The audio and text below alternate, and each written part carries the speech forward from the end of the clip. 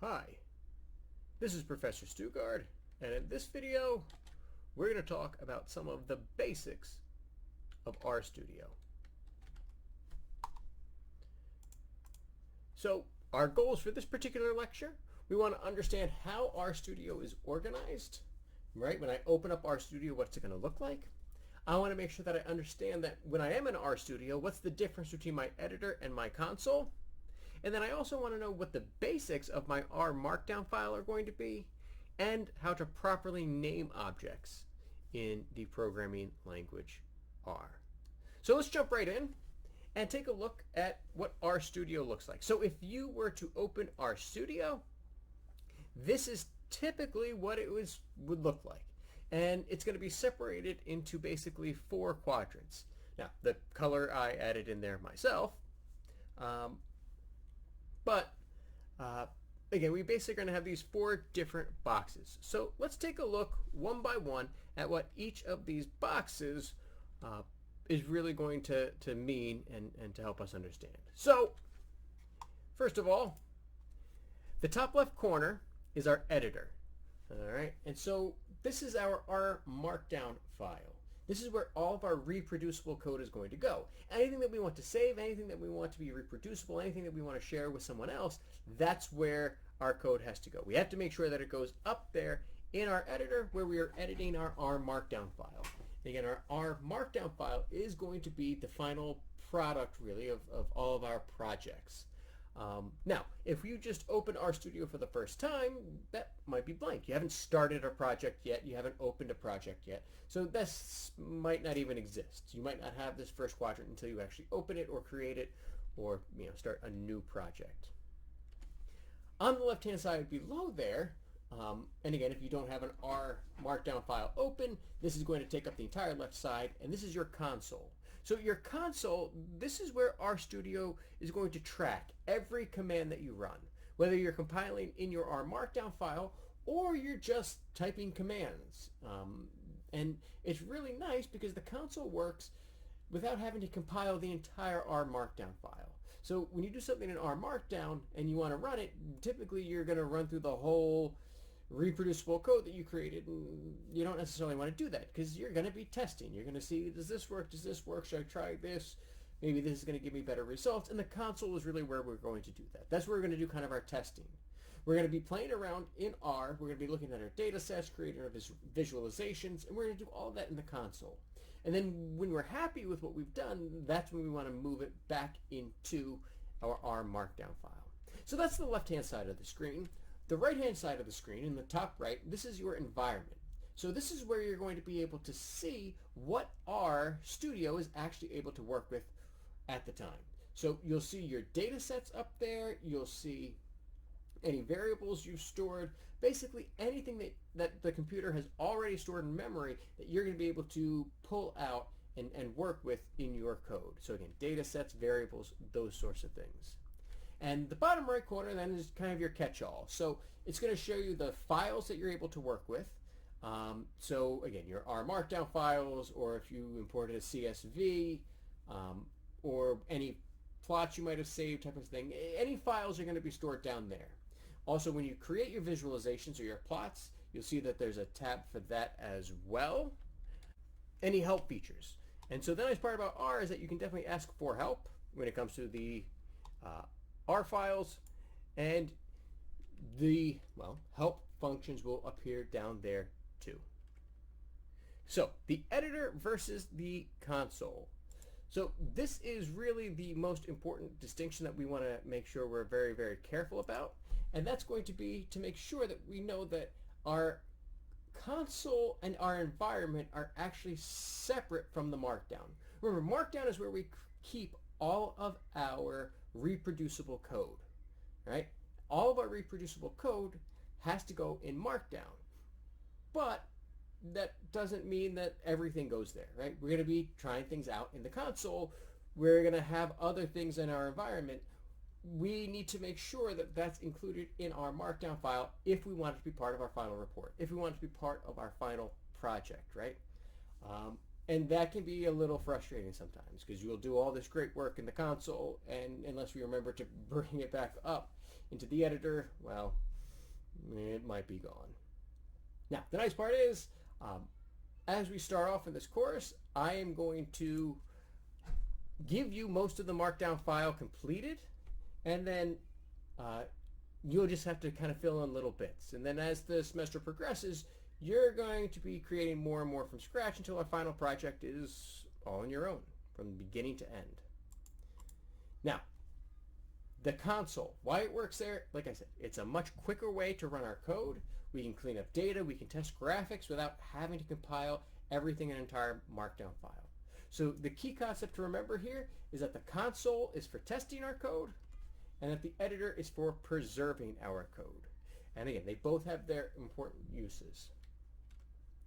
Now, our Markdown. So like I said, most of our files are going to be our Markdown files. That's our reproducible code. So let's just take a quick look at some of the basics of our R Markdown file.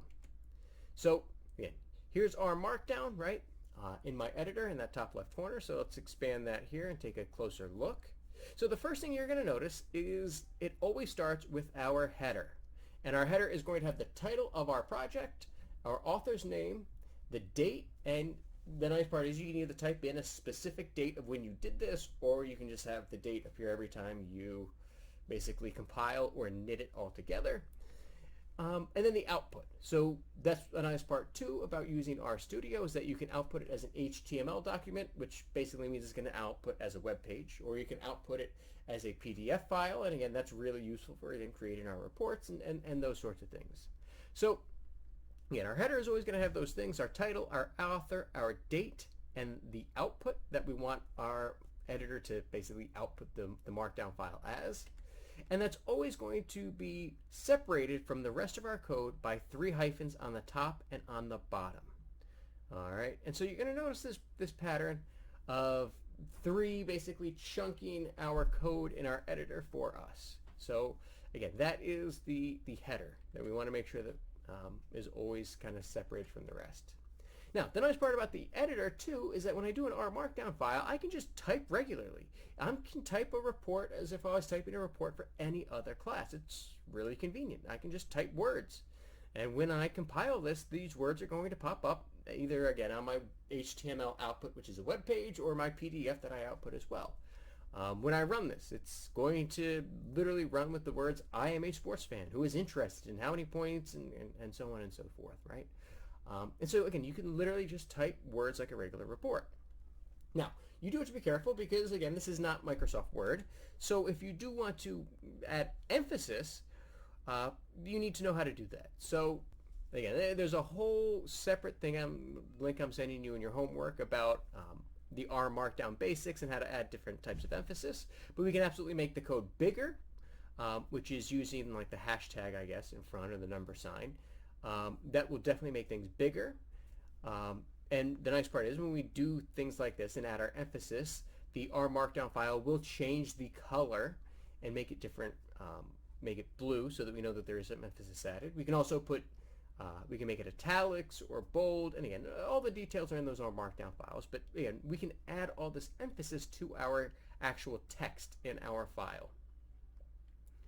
Now, well, obviously we want our code too, right? That's the main part that we want to work on, right? So each time we want to run code in our Markdown file, we need what's called a code chunk.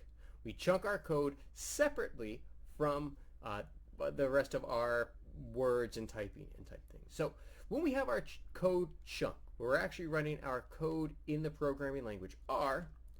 First of all, it needs to be separated top and bottom by 3 tick marks. All right, now that is the key. That is right next to the number 1 on your numbers on like that top part of the left-hand side of the keyboard, not the number pad, but it's next to the 1. So it's something called a tilde, I think. But we need to separate into 3 tick marks. And you can even see, hopefully, if the contrast is good enough on your monitor, that it's going to turn this portion of my Markdown file gray, so that I know that this is the code part. It's going to run this code. It's not going to display this code, but it's going to run this code that's in between these 3 tick marks in this part of my particular project. Now, when we create our code chunks, we want to make sure we know what's going on, so we want to give it a descriptive name. We want to make sure that if someone looks through our code, they know exactly what's going on and where. That's also part of the reproducibility. you're going to be looking at other people's files and trying to determine where their heads were at and what they were thinking. And well, it's just common courtesy to kind of do the same thing for them. So we can see in this first one, my descriptive name is the R install packages. I'm trying to install a package here. And then I also put the warning equals false and the message equals false. And again, we'll talk more about that as we start building our files. But again, it's just another ways to kind of, well, personalize or customize each one of our Markdown files. So yeah, we separate our code with those 3 tick marks. It'll run that code. It will not display it as the text necessarily unless we want it to. Now, the next part, if you do need help with anything in R, which again, you're going to, if you need help with a function or you want to know what's going on with the data set, you can access that help, by going into your console, typing a question mark, and then typing whatever it is you have a question about. So if you want to know, well, wait, what does that mutate function does? What does mutate mean in the R programming language? Oh wait, question mark, mutate, enter, and it's going to pop up again in that bottom right hand corner where the help files show up. And it'll tell you, oh, this is what mutate does in the R programming language. And when we import data sets, if the data set has a description, which again, many times they will, we'll be able to see the description of our data set there too, which is really useful. So anytime you need help, anytime you get stuck, anytime you don't know what something does, question mark, the name of whatever that thing is in the console, enter, and it will pop up for you. So one of the most important things is packages. Like I said, my very first code chunk in that last example was loading and importing my packages. Now, in R, a package basically bundles together code, data, documentations, tests, a whole bunch of whatever the person who created that package did, and it all kind of comes together. And as of June 2019, so it's already dated, there were over 14,000 packages available on CRAN, which is the Comprehensive R Archive Network. Basically, it's where people can upload their R packages. So R is, of course, open source and free to use, which means that anybody can take R and edit it and play around with it and use it for free. And again, because it's been the industry standard for so long and so many decades, so many people have done a bunch of this work for us that we're going to take advantage of it. We're going to load the packages that other people have done, that other people have put together. We're going to use the functions they've created to make our lives much, much easier. Because again, probably someone's done something that is similar to the work you're doing. And so if you know how to find that and to use their packages, absolutely use that to your advantage. Now, the most important package that we're going to be using, we're going to use this with pretty much everything that we do, is called TidyVerse. Coming from the fact that we want our data to be tidy. And again, you'll see that in your text, and we'll talk about that in a different video. And so the TidyVerse package, which we're going to use pretty much every single time we do any sort of project or work, is, well, it's a package. And so packages need to be installed once per project and then need to be called into use, which means that almost every single program that you write in R needs to start with this following code: install.packages, and then in quotes, TidyVerse. And then the next line of code would be library TidyVerse. So the install packages installs TidyVerse into the machine or into the machine memory, especially if we're using RStudio Cloud. And then once it's installed, then we use the library to actually call it so that we can actually use it. So we got to install it and then basically load it. And again, like I said, these 2 lines of code will basically be in every single R program that we write this entire semester. And again, the TidyVerse package is so useful because it really combines a bunch of different things, and it's actually a bunch of different packages all combined into one for our use. Now, another important thing is being able to store data in the programming language R. So the way we store data is done by the less than sign and then the minus sign, which basically makes the shape of an arrow. So we're basically going to point our arrow into what we want to store. That's how we store. That's how we assign a piece of memory in the computer to whatever value it is that we want with a specific name. Again, basically you're telling the computer, what do I want and where do I want it? And you can store all kinds of things. You can store just numbers or names or entire tables of data, which are tables of data in data science are referred to as data frames. And so we're going to be doing a lot of stuff with data frames. And so at the bottom there we see two examples. So x, arrow 2, that means that we're storing the number 2 into the variable called x. And that's really nice, right? Now anytime I use the variable x in my code, I'm going to get the number 2. And again, besides just storing variables, like I said, we can store entire data frames. So we're going to be using CSVs a lot, which are comma separated values. It's basically an Excel spreadsheet, except it takes up way less memory space. And we can store those entire data frames or those entire CSV files or those entire spreadsheets or those entire tables as variable names as well. And so anytime we store anything into the computer's memory that we want to use later, we're going to use that kind of arrow, those two symbols, the less than and the minus. Now, what that means is that we're going to have to name a bunch of things. We're going to have to name our objects in R. The unique name given to any variable or function or object is called its identifier. Now, identifiers can contain letters, digits, periods, underscores, all of that. It is important to remember that the R language is case sensitive though, so DOG, dog in lowercase is completely separate from DOG capital in uppercase. So again, you just have to be careful, take your time, and just make sure you know what's going on. But because of that, the guidelines we're going to follow for all of our identifiers, at least in this course, is that we're only going to use lowercase letters. That's it. Everything's lowercase. And every time we want complicated words, we're going to separate those words with an underscore. All right? Now, that's not an absolute rule. You don't actually have to do it that way. There's many people who write code who prefer to use periods rather than underscores or apply the camel method for separating words. And again, that's fine. As long as you follow the specific rules for the R language, you can really name it however you want. The lowercase in using underscores is really just a convention, just kind of a guideline. And it's what I'm going to do. It's what I'm going to suggest that you do. But you really don't have to, because there's no one particular right way. Whatever you feel more comfortable with, and as you start coding, you might feel more comfortable with something different. That's fine. Now, the only hard and fast rules with identifiers is that you can never, ever, ever start an identifier with a capital letter, a number, an underscore, or a period. All right? Those are the only no-nos. Otherwise, again, it's kind of, well, you're kind of free to do what you want. So, for example, let's say my data set is about the real estate market. These would all be appropriate identifiers. Now, I would use that first one, real estate market, where each word is separated with an underscore.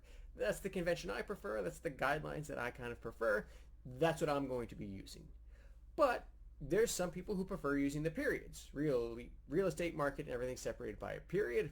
And then that last example is the camel method, where, again, you have to start with the lowercase, right? So the R in real is lowercase, but then our next word would be estate, and you capitalize that. And then the next word would be market, so you capitalize the M in market. And that's the camel method, because it's like a camel's humps. The capital letters are like the humps and help separate it. And some people do prefer that. Not me particularly, but again, it's not wrong to necessarily use any one of those methods for naming your identifiers. Now, inappropriate identifiers, ones that you would not be able to use. First of all, you cannot capitalize that first letter. So even if you use periods to separate real estate and market, because of that capital R, no good. Also, if I started with an underscore, no good. You cannot start with the underscore there. That will not work. And the last one. Now, R will absolutely accept this one as a proper identifier, because R, it's a computer. It's not going to do what you want it to do. It's only going to do exactly what you tell it to do, and you can absolutely use this as your identifier, but you shouldn't.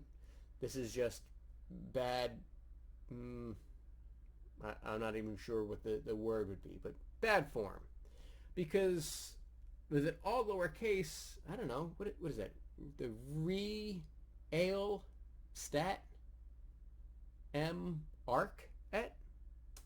Maybe, I don't know. None of it's separated. You can't really read it. It's garbage. Don't do that, please. And the last thing I want to talk about is commenting. So like I said, you want descriptive names, you want people to be able to look at your code and know what's going on. And so lots of times commenting lines of code is very useful. You can write a comment. This is what my code's supposed to do, and then here's the code. And that way anyone can look at it and be like, oh, that's what it was supposed to be doing. And you'll see that that's really, really useful as we keep going through and looking at other people's codes and trying to figure out things like that. And so if you use, again, the hashtag, the number sign, the pound sign, because it depends on how old you are, right?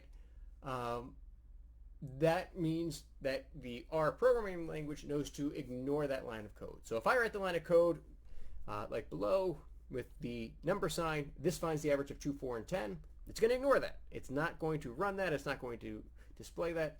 And then my actual function would be mean of 2, 4, and 10. Right? That's how I'd find the average, how I'd find the mean, and then you can just type in the numbers. This is an absolutely valid function in R.